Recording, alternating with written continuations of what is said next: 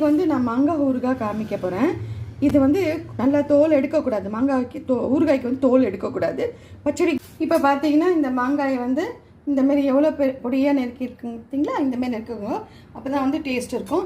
இதில் வந்து பார்த்திங்கன்னா உப்பு தேவையான அளவு போட்டிருக்கேன். மிளகாப்பொடி வந்து 2 டீஸ்பூன் போட்டிருக்கேன். நல்லா காரம் இருக்கும். 1 டீஸ்பூன் நல்லா நிறையாவே பெருங்காயம் சேர்த்துக்கோங்க. அதுக்கப்புறம் பார்த்திங்கன்னா எண்ணெய் வந்து நல்லெண்ணெய் தான் போடணும். கொஞ்சோண்டு வெந்தயம், நீங்கள் வந்து வெந்தயம் பொடி இருந்ததுன்னா கூட போட்டுக்கலாம். நான் வெந்தயம் போட்டிருக்கேன். பெருங்காயம். இப்போ பார்த்தீங்கன்னா எல்லாம் புரிஞ்சிடுது. இந்த மிளகாய் பொடி மேலே இப்போ எண்ணெய் போட்டதுக்கப்புறம் நல்லா இதை கலந்து விட்டுட்டு 1 டே ஃபுல்லாக வெளியில் வச்சுருங்க. அதுக்கப்புறம் வந்து ஜாடியில் நம்ம ஊறுகாய் ஜாடியில் மாற்றிட்டுட்டு இல்லை டிஃபன் பாக்ஸ் எது சௌரியமோ அதில் போட்டு ஃப்ரிட்ஜில் வச்சுட்டிங்கன்னா 20 டேஸ் பக்கம் சூப்பராக இருக்கும். இந்த மாங்காய் ஊறுகாய் பண்ணி பாருங்கள்.